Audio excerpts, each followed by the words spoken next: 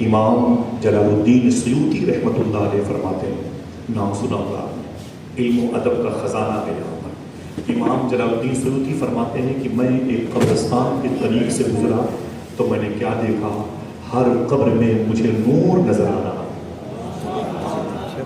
ایسے بیٹھے ہیں لگ رہا کہ جانا ہی نہیں، قبرستان میں نام یہ تو ڈرے تو نہیں آپ؟ ایک قبرستان میں 100 مردے ہوں، اسی قبرستان میں تمہاری ماں تمہارے باپ دفن ہو، تو یہ سوچ کر کے وہاں مت جایا کرو کہ یہاں میری ماں میرے باپ دفن ہیں، یہ سوچ کے جایا کرو کہ اس زمین پر 100 مرتبے مدینے والے آقا تشریف لا چکے ہیں۔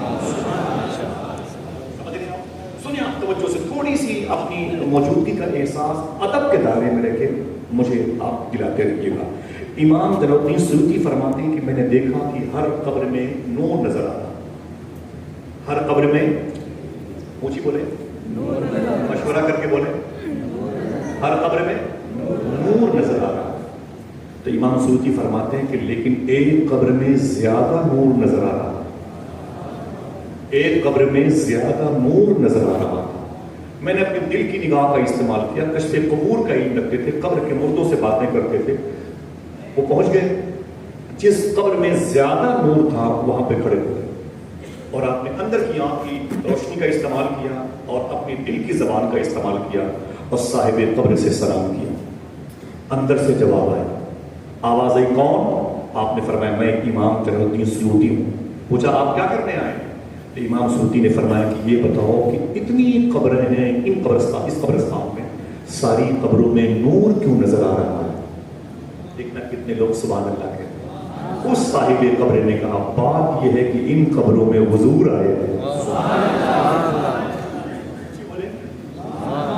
ان قبروں میں کیا دعا نہیں مانگی آپ نے نہیں مانگی تو آپ کے ابو نے مانگی ہوگی، ابو نے تو آپ کی امی جان نے مانگی ہوگی۔ سنا ہے آپ ہر عاشق کے گھر تشریف لاتے ہیں، میرے بھی گھر میں ہو جائے چلا دو یا رسول اللہ۔ سمجھ رہے؟ امام سیوطی فرماتے ہیں میں نے کہا ان قبروں میں نور کیوں نظر آ رہا ہے؟ تو صاحب قبر نے کہا بیس یہ ہے کہ ان قبروں میں حضور آئے۔ میں مطمئن ہو گیا، پھر میں نے سوال کیا اچھا یہ بتائیں کہ تمہاری قبر میں زیادہ نور کیوں ہے؟ تمہاری قبر میں زیادہ نور کیوں ہے؟ دیکھنا پھر کتنے لوگ سبحان اللہ کہتے ہیں، تمہاری قبر میں زیادہ نور کیوں ہے؟ تو صاحب قبر نے کہا، دیکھنا آپ کی آواز یہاں تک پہنچتی کہ نہیں پہنچتی، صاحب قبر نے کہا میری قبر میں زیادہ نور اس وجہ سے ہے کہ میری قبر میں حضور آئے بھی تھے، مسکرائے بھی تھے۔ سیدی سرکار حضور انعام الحق میاں شاہ صاحب، سیدی ہاشم میاں شاہ صاحب، ان تمام تر بزرگوں کے اور اس خانوادے کے چشم و چراغ کے سائے میں بیٹھ کر کے اپنی قسمت کی تیرگی کو روشنی میں تبدیل کرنے کا کی دعا مانگتا ہوں۔ بیٹھے کیا کہا؟ میری قبر میں زیادہ روشنی کا بیس ریجن سبب یہ ہے کہ میری قبر میں حضور آئے بھی تھے، مسکرائے۔ جواب معقول ہے کہ نہیں؟ پھر سوال کیا امام سیوطی نے، اچھا یہ بتائیں کہ تمہاری قبر میں حضور مسکرائے کیوں تھے؟ اب یہی جواب آپ کو یاد کرنا ہے، کل سوال کرنے والے کو لاجواب کرنا ہے۔ امام سیوطی فرماتے ہیں جیسے میں نے پوچھا تمہاری قبر میں حضور آئے بھی تھے، مسکرائے بھی تھے، مسکرانے کا سبب کیا تھا؟ تو وہ کہتا اے سیوطی بیس یہ ہے میری چھوٹی سی دکان تھی، میں اس دکان میں بیٹھتا تھا اور اپنے بچوں کی پرورش کے لیے کاروبار کرتا تھا۔ شام میں جب سورج غروب ہوتا دکان کے بڑھانے کا یعنی بند کرنے کا وقت آتا تو میں 1 روپیہ اپنی دکان کے انکم سے نکال کر کے ایک تھیلے میں ڈال دیتا تھا۔ مہینے میں 30 سکے ہو جاتے، 6 مہینے میں 180 سکے ہو جاتے، ایسے 1 سال میں وہ تھیلی بھر جاتی تھی۔ اور جب ربیع الاول شریف کا مہینہ آتا میں سارے پیسے نکال کے مدینے والے کی میلاد پہ خرچ کیا کرتا۔ یہی وجہ ہے کہ حضور میری قبر میں آئے بھی تھے، مسکرائے بھی تھے۔ کیا آپ محبت سے ہاتھوں اٹھا کے کہہ سکتے ہیں نور والا آیا ہے، نور لے کے آیا ہے؟ میں بیٹا ہوں آرام کر رہا ہوں، آپ بالکل مشورہ کر کے بولیے نور والا آیا ہے، نور والا آیا ہے، ہاتھ اٹھائے نور والا آیا ہے،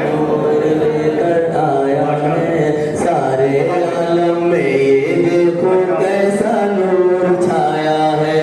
الصلاۃ والسلام علیکہ یا رسول اللہ، الصلاۃ والسلام علیکہ یا حبیب اللہ۔ سبحان اللہ، نور والا ہے، نور لے کے آئے گا.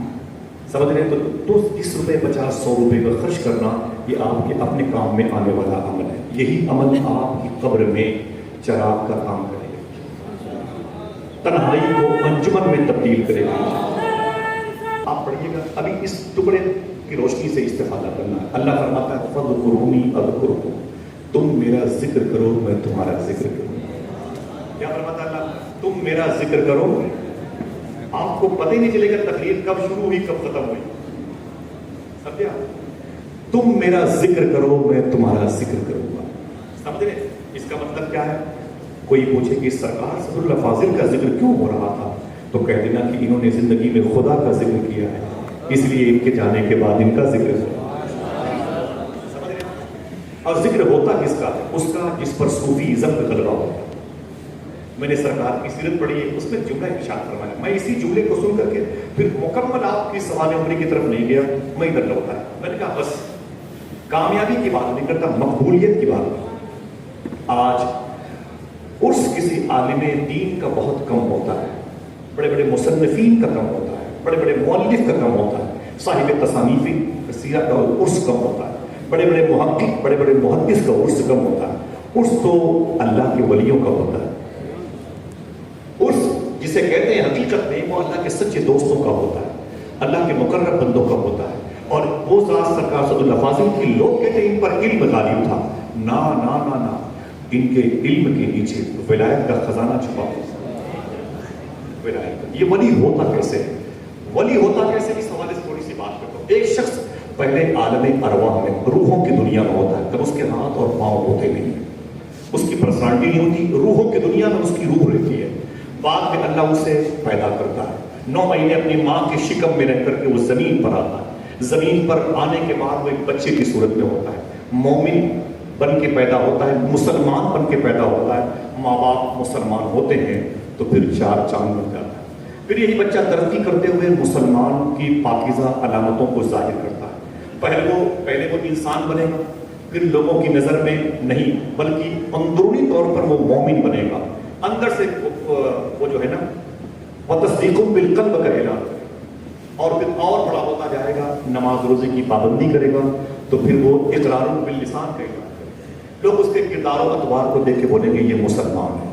جب یہ ترقی کرتا ہوا آگے بڑھتا ہے نا یہی مسلمان, تو پھر اس کے اندر پرہیزگاری آتی, تو لوگ کہتے ہیں اب یہ صالحین میں شامل ہو گئے.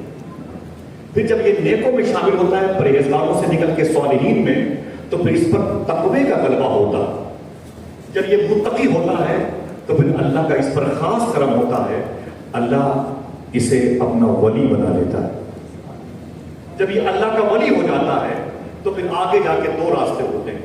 اس راستے سے پہلے ایک مرکز ہے, سینٹر پوائنٹ ہے, جہاں پر وہ اللہ کا ولی کھڑا ہوتا ہے. اللہ اپنی تجلی, اپنی لائٹ, اپنی روشنی اس پر ظاہر کرتا ہے. پھر یہی اللہ کا ولی اگر اللہ کی روشنی کو سنبھال نہیں پاتا اور اس کی روشنی سے اس کا سینہ پھٹ جاتا ہے تو اسی کو مرزوق کہا جاتا ہے. اور اگر وہ باذن اللہ اپنے آپ کو سنبھال لیتا ہے تو پھر اسی کو سالک کہا جاتا ہے. جب وہ مرزوق بنتا ہے تو آگے سے راستے بند ہو جاتے ہیں. پھر وہ ساری زندگی جذب کی کیفیت میں, خودی کی کیفیت میں رہے گا. اس پر اللہ کے نور کا غلبہ رہے گا. اس سے کسی چیز کا ہوش و حواس میں علم نہیں ہوتا, بس نور الہی میں مست مگن رہتا ہے. لیکن اگر وہ ٹھہر گیا, اپنے آپ وجود کو سالم کر لیا, تو پھر وہ سالک بنتا ہے. اور پھر سالک بن گیا تو آگے جاتا ہے. آگے ایک منزل ہے جسے ابرار کہتے ہیں, اور آگے بڑھ گیا تو اسے اوتار کہتے ہیں, اور آگے بڑھ گیا تو اسے ابدال کہتے ہیں. ایسے 27 پوسٹ ہے. آگے بڑھتے بڑھتے بڑھتے بڑھتے وہ اقطاب اغواس کی منزل میں آتا. پھر مقام غوثیت کبریٰ جو شہنشاہ بغداد کے حصے میں آئی ہے, اس پوسٹ کے نیچے باذن اللہ پہنچتا.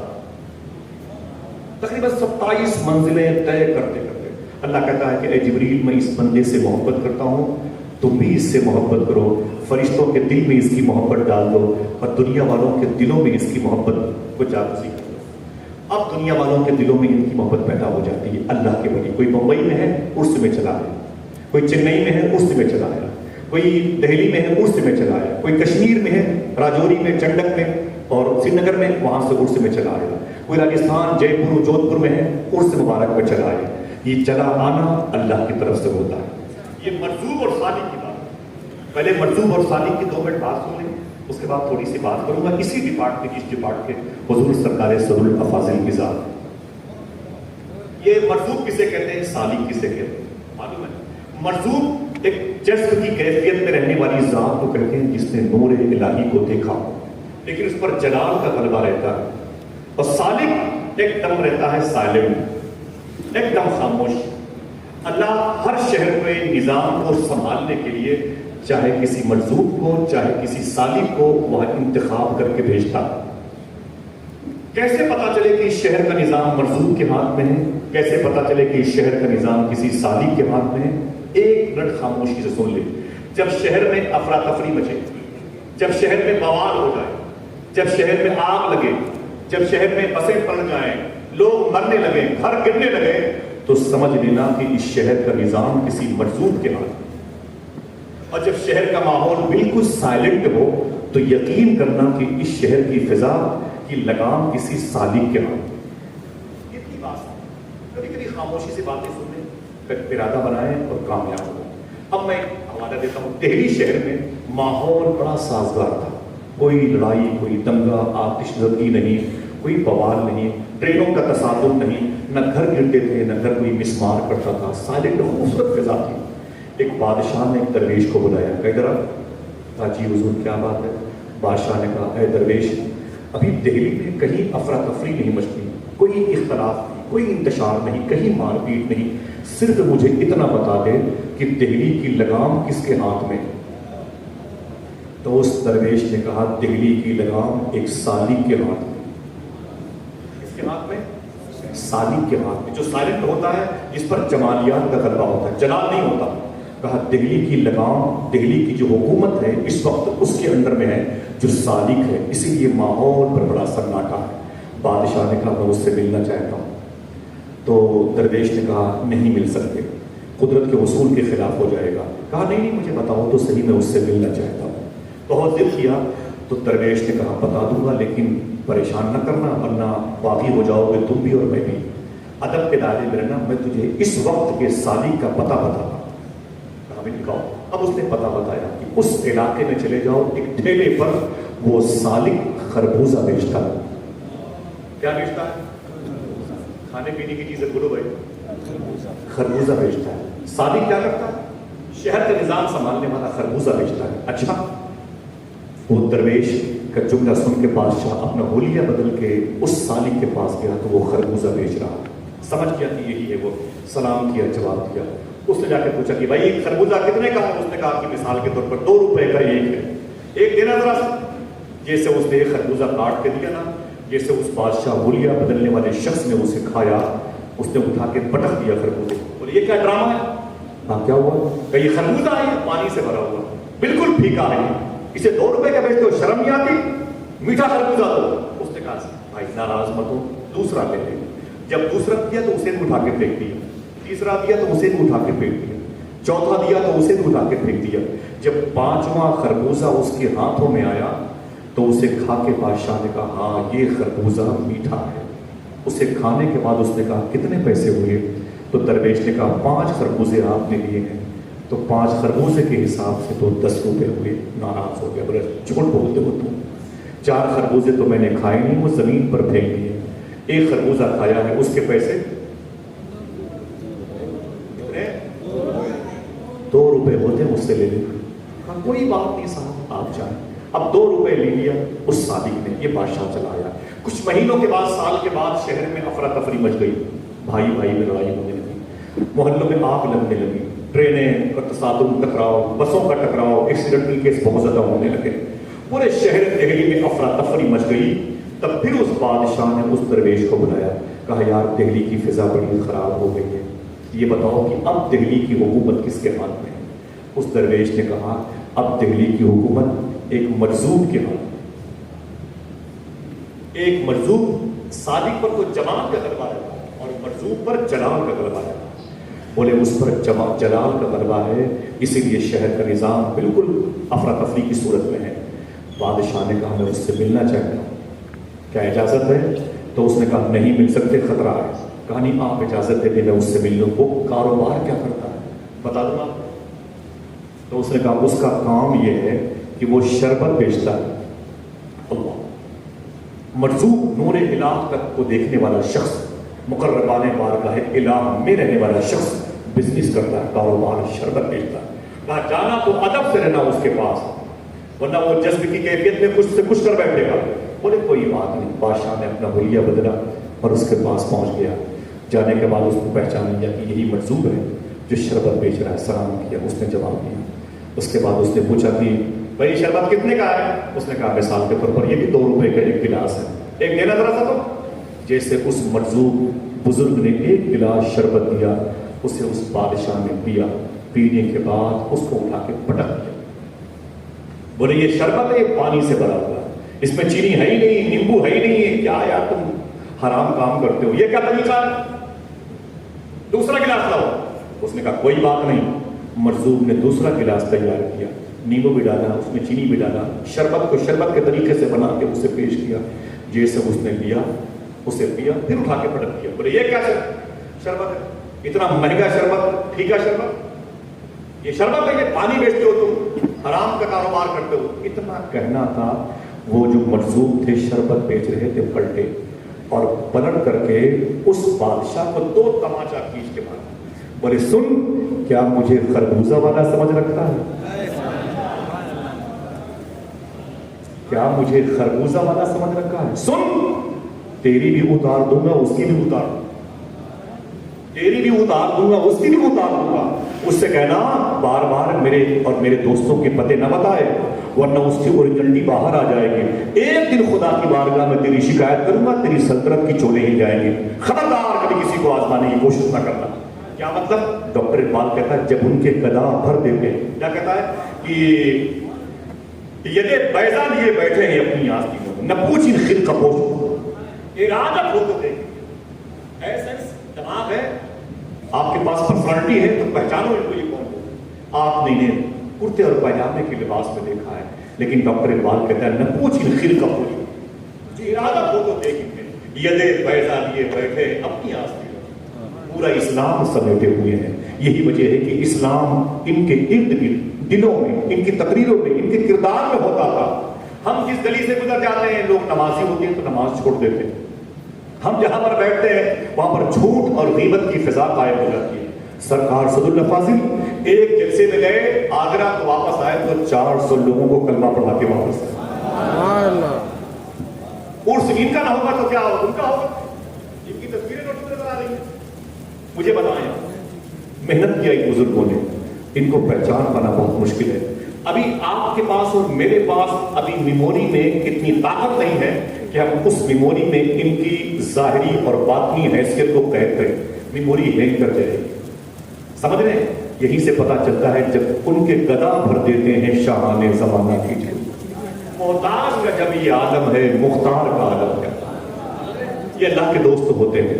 جب تک یہ زندہ رہتے ہیں، ایک بڑی مبارک زمین ہے، سنیں آپ، جب تک یہ اللہ کا دوست زندہ رہتا ہے، معلوم ہے ان کی ساری توجہ میں سے 100% میں 90% اللہ کی طرف رہتی ہے، 10% پبلک کی طرف رہتی ہے. اور جیسے انتقال ہوتا ہے 90% توجہ ان کی پبلک کی طرف ہوتی ہے، 10% توجہ ان کی اللہ کی طرف ہوتی ہے. یہ عالم روحانیت کا ایک سسٹم ہے، ایک آئین ہے، ایک آرٹیکل ہے، ایک قانون ہے. ان کو ان کی زندگی میں پہچان پانا بڑا مشکل کام ہے. انہوں نے پوری زندگی اللہ کا ذکر کیا. آج نہیں ہے، 100 سال ہو رہے ہیں. ہمیشہ ہر سال، ہر صدی، ہر لمحہ، ہر شہر، ہر مہینے، ہر سن، ہر آن، ہر دقیقہ، ہر لمحہ ان کا ذکر ہو رہا. کیوں؟ فَاذْكُرُونِی أَذْكُرْكُم. ہم نے اپنے پیسوں سے اپنے گھر کو بنائے، انہوں نے اپنے پیسوں سے اپنے دد کریم کی امت کو جنت میں جانے کا سامان. یہی فرق ہے کہ ان کا عرس ہو رہا اور ہمیشہ ہوتا رہے گا انشاءاللہ. پہچان پانا بڑا مشکل کام ہے. وہ غیر مسلم سادھو تھا، وہ نہیں پہچان پایا. وہ سمجھ رہا تھا کہ یہ مولوی صاحب یہ ضربہ ادربوں کی منزل سے گزرے ہیں، انہیں کیا پتا کہ باریک بینی سے سوال کرنے والے کی حیثیت کیا ہوتی ہے. حالانکہ اس کو نہیں پتا تھا. جیسے مسلم مغربی کہتے ہیں، ایک بہت بڑے عالم بادشاہ عالم تھے، وہ بہت بڑے پیر بھی تھے، مسلم مغربی. وہ کہتے ہیں کہ میں اپنے خانقاہ میں سو رہا تھا، میرے خواب میں حضور تشریف لائے. یار حضور تشریف لائے تو ذرا بلند آواز سے بولو، کیونکہ پیسوں کے دم پہ حضور کو بلایا جاتا ہے نہیں، وہ کہتے ہیں کہ حضور میرے خواب میں تشریف لائے. مسلم مغربی کہتے ہیں میرے خواب میں حضور تشریف لائے. جب میرے آقا صلی اللہ تعالیٰ علیہ وسلم میرے خواب میں تشریف لائے تو معلوم ہے جب تشریف لائے تو حضور نے مجھ سے فرمایا اے مسلم مغربی، ابھی ابھی مجھ سے خدا نے کہا اے میرے حبیب مسلم مغربی سے کہہ دو کہ اس کے مریدوں میں ایک کوتوال مرید ہے، اس کوتوال کے قید خانے میں میرا ایک نیک دوست، میرا نیک بندہ قید ہے. جا کے مسلم مغربی اس کوتوال سے کہہ دو کہ اس کو رہا کر دے، اس کوتوال کی اسی میں خیریت ہے. مسلم مغربی کی آنکھ کھلی تو بڑی تیزی کے ساتھ بھاگے اور کوتوالی میں گئے اور دروازے پہ دستک دی تو کوتوال نکل کے آیا، پیروں کو چوم کے بولا حضور بتائیں رات کے اس حصے میں آنے کی ضرورت کیا تھی؟ آپ نے فرمایا اس نام کا ایک قیدی تیرے قید خانے میں ہے اور میں چاہتا ہوں کہ اسے آزاد کر دے. اس نے کہا حضور اس کے خلاف شکایتیں بہت ہیں، اسے کیسے آزاد کروں؟ بڑی شکایتیں. بولے کیا شکایتیں ہیں؟ بولے نالیوں کے کیڑوں سے باتیں کرتا ہے، کتے کو تکیہ بنا کے اس پر سو جاتا ہے، گندگی کے ڈھیر کو آباد کرتا ہے، راستے کی ٹوٹی ہوئی سڑی ہوئی روٹیوں کو اٹھا کے کھاتا ہے. بڑی شکایتیں ہیں، حضور اس کی رہائی کی ذمہ داری نہ لیں. مسلم مغربی کہتے ہیں جتنی جلد ہو سکے اسے رہا کر، ابھی رہا کر چل. اس نے کہا جی حضور. تالا کھول کر کے اس قیدی کو باہر لایا. جیسے وہ قیدی باہر آیا کوتوال نے کہا او قیدی سن، یہ میرے پیر مسلم مغربی ہیں، ان کی ضمانت کی وجہ سے تجھے رہائی ملی، ان کی سفارش کی وجہ سے تجھے رہائی ملی ہے، ان کا شکریہ ادا کر. اس درویش نے سلام کیا، کہا حضور بہت بہت شکریہ، آپ کا نام بڑا سنا تھا، آج آپ تک کو دیکھ بھی لیا، اللہ آپ کے احسان کا بدلہ آپ کو عطا فرمائے، آپ کو شاد و آباد رکھے. اتنا کہہ کر کے وہ قیدی درویش بھاگا. جب بھاگا تو اسے مسلم مغربی نے دوڑا کے پکڑا. جب اسے دوڑا کے پکڑا تو پکڑ لیا گیا. فرمایا کدھر جا رہا ہے؟ اس نے کہا میں بس اپنے یار کی باتیں کرنے جا رہا ہوں، اپنی تنہائی کو انجمن میں تبدیل کرنے جا رہا ہوں. بولے سن، میرا صحیح تعارف ابھی اس کوتوال نے نہیں کیا. لمحہ نہیں سمجھ جی، میرا صحیح تعارف ابھی اس کوتوال نے نہیں کیا. بولے کیا؟ بولے سن، یہ پورا سرکل میرا ہے، یہ پورا علاقہ میرا ہے، یہ کوتوال، یہ ایچ ڈی ایم، یہ ڈی ایم، یہ I S, I P S, I G, D I G, army والے اور یہ ملٹری والے، یہ ہوم گارڈ، یہ سب میرے مرید ہیں. پورے علاقے کے امام مقتدی سب میرے مرید ہیں. ہر علاقے میں ہر گلی کوچے میں پورا میرا چرچا ہے. سمجھے؟ یہ میری پہچان ہے، میں وہ مسلم مغربی ہوں. اس نے کہا حضور بہت بہت شکریہ آپ کا، بہت بہت شکریہ آپ کا، آپ بہت بڑے لوگ ہیں. پھر کہا مسلم مغربی نے سن، میں نے کہا نا مجھ سے بڑا کوئی عالم نہیں، مجھ سے بڑا کوئی فاضل نہیں، مجھ سے بڑا کوئی محدث نہیں، مجھ سے بڑا کوئی فقیہ نہیں. سن، سب سے بڑا پیر بھی میں ہوں، سب سے بڑا شیخ بھی میں ہوں. سن، تو جا رہا ہے، ایک بات یاد کر لے، اس کے بعد جب تجھے کوئی دقت آئے نا اس علاقے میں تو پھر مجھ سے کہنا، ٹھیک ہے؟ چل نکل لے. اتنا کہنا تھا. وہ جو درویش قید خانے سے نکلا تھا اوریجنلٹی پہ آ گیا، اپنی اصلیت پہ آ گیا. اس نے پلٹ کے کہا او مسلم مغربی، اپنی تو بتا دی میری بھول گئے، اپنی بتا دی میری بھول گئے. بولے تیری کیا ہے؟ بولے تیری کیا ہے؟ تجھ سے بڑا کوئی عالم نہیں، تجھ سے بڑا کوئی فقیہ نہیں، تجھ سے بڑا کوئی معلم نہیں، تجھ سے بڑا کوئی مصنف نہیں، تجھ سے بڑا کوئی شیخ نہیں، اپنی بتا دی میری بھول گئے. بولے تیری کیا ہے؟ بولے میری یہ ہے کہ میں وہ ہوں جس کے لیے اللہ نے اپنے حبیب سے کہا، حبیب نے تجھ سے کہا، تو نے کوتوال سے کہا، تب جا کے میری رہائی ہوئی ہے. مجھ سے کہتا ہے کہ اس زمین پر کوئی دقت آئی اس علاقے میں تو مجھ سے کہنا. آج میں تجھ سے کہہ رہا ہوں میدان محشر میں کوئی دقت آئے تو مجھ سے کہنا. سبحان اللہ. کیا مطلب؟ نہ پوچھی پھر کبو پوچھے. کیا بات؟ یہ میدان یہ بیٹھے ہیں ان کو ساتھ پانا بڑا مشکل کام ہے. فَاذْكُرُونِي أَذْكُرُكُمْ، انہوں نے پوری زندگی اللہ کا ذکر کیا. مشکل کام. جس زمین پر سرکار صد الافاضل گئے نا، اس زمین کی طرف آپ کا تصور بھی جائے گا تو پھنس جائے گا. آج بڑے بڑے دفعات میں گر جائے گا. آپ نہیں جا سکتے ان علاقوں میں جہاں آپ نے 10,000 کے غیر مسلموں کے مجمع میں جا کے اعلائے کلمۃ الحق بلند کیا. بڑے بڑے شیوخ کی بات کرتا ہوں. آج وہ جتنے بھی ٹائٹل علامہ غلام مصطفیٰ نعیمی صاحب کے ساتھ چسپا کر دے، کہتے ہیں کام ہے، کہتے گزارش کرتا ہوں کہ آپ سفر کر کے دیکھیں جہاں سفر کیا ہے سرکار سعد الافاضل نے، آپ وہاں جا کے دیکھیں جہاں سرکار سعد الافاضل گئے تھے. یہ کیا بات، یہ کیا ہے؟ یہ وہ اللہ کی ذات پر بھروسہ ہے، اللہ کے نام کا فیض ہے، اللہ کے اسم اعظم علیہ صفت نور کی برکتیں ہیں کہ جہاں بھی گئے تنہا نہیں ہوئے، اللہ کی رحمتیں ان کے ساتھ ہیں. آیا پلٹی، یہ تو ان کے قبیلے کا، ان کے اجداد کا اصول ہے.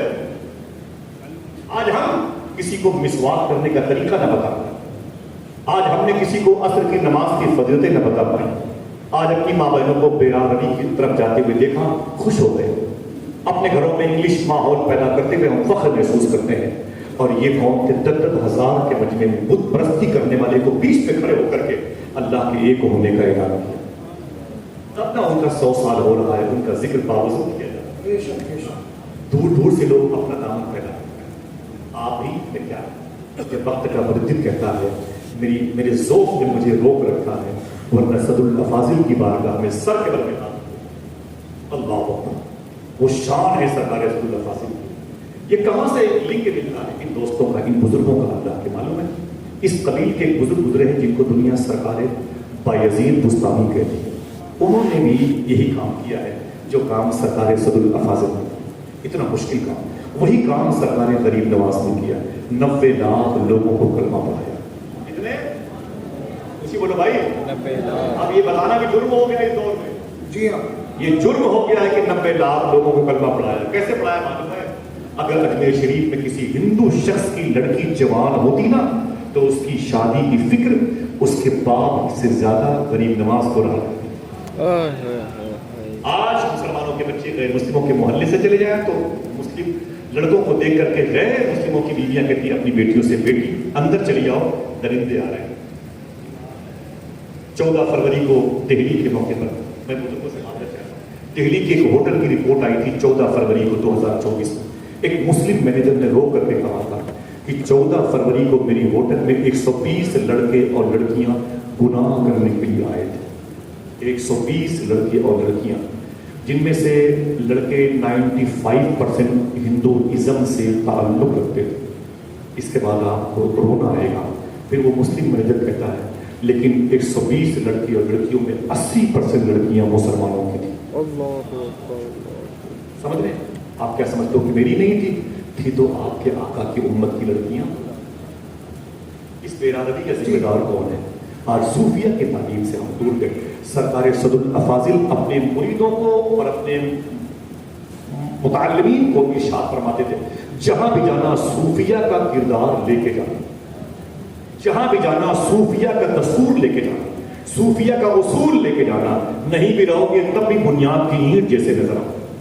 پوری مینار کا وجود اسی اینٹ پر ٹکا رہے گا انشاءاللہ. دیکھیں کتنے بڑے بزرگ ہیں جن کا سلسلہ ایسے بزرگوں سے ملتا ہے جن کے ایک قدم کی چاند نے کائنات رکھ دی. آج ہم کچھ نہ کر پائے، کسی کو سچ بولنے کی تعلیم نہ دے سکے، کہیں ایک چائے سے محروم نہ ہو جائے. یہ سرکار بایزید بستانی ہے. اگر خاموشی سے سبحان اللہ کہنے کا وعدہ کرے بتا دوں یہ وہ بزرگ ہیں جن کے بارے میں کہا گیا کہ اگر ان کا نام کسی کو یاد رہے گا تو وہ جہنم میں نہیں جلے گا. میری اردو کی بات سمجھ گئی؟ میں نے جن کا نام لیا ان کے بارے میں کہا گیا اگر ان کا نام کسی کو یاد رہے گا تو وہ جہنم میں نہیں چلے گا. میں نے کیا نام لیا؟ لیکن ان کا یہ نام نہیں ہے. ان کا نام ہے حضرت تیفور. حضرت تیفور تو یہ فے واو رہی تیفور اونچی بولے برکت کے لیے بولے تیفور. ان کے ابو کا نام تھا عیسیٰ. پیدا ہوئے ملک شام میں جس کو سیریا کہتے ہیں، جس کی راجدھانی دمشق ہے، جہاں بابو صغیر قبرستان ہے. اگر سبحان اللہ کہنا چاہو تو بتا دوں اسی قبرستان میں حضرت بلال حبشی لیٹے ہوئے ہیں. اسی قبرستان میں امام حسین کی شہزادی مخدومہ سکینہ آرام کر رہی ہے. اسی قبرستان میں ثانیہ زہرا مخدومہ زینب آرام کر رہی ہے. اسی مبارک قبرستان میں جناب حضرت امیر معاویہ آرام کر رہے ہیں. اگر بولنے کے وعدہ کرے بتا دوں اسی قبرستان میں قریب میں حضرت عمر بن عبد العزیز جیسی عظیم شخصیت ہے، جہاں پر خالد بن ولید جیسے لوگ لیٹے ہوئے ہیں، جہاں پر فاتح بیت المقدس سلطان صلاح الدین ایوبی جیسے لوگ ہیں. اس شہر کو دمشق کہا جاتا ہے. جس شہر میں دمشق ہے اسے شام اور سیریا کہا جاتا ہے. تو ان کا نام تھا تیفور. اونچی بولے تیفور. سب لوگ بولے بھائی بہت بہت شکریہ. تیفور باپ کا نام تھا عیسیٰ, پیدا ہوئے تھے ملک شام میں, تو کیا بنا؟ تیفور بن عیسیٰ شامی, تیفور بن عیسیٰ شامی, تیفور بن عیسیٰ شامی. ایک مرتبہ یہ نام آپ بھی لو. میں طلبا سے, سادات سے اور اساتذہ سے بات کرتا ہوں, میری گفتگو بس اپنے بھائیوں سے ہو رہی. تیفور بن عیسیٰ شامی, اسی نام کے بارے میں صوفیہ نے کہا, جس کو یہ نام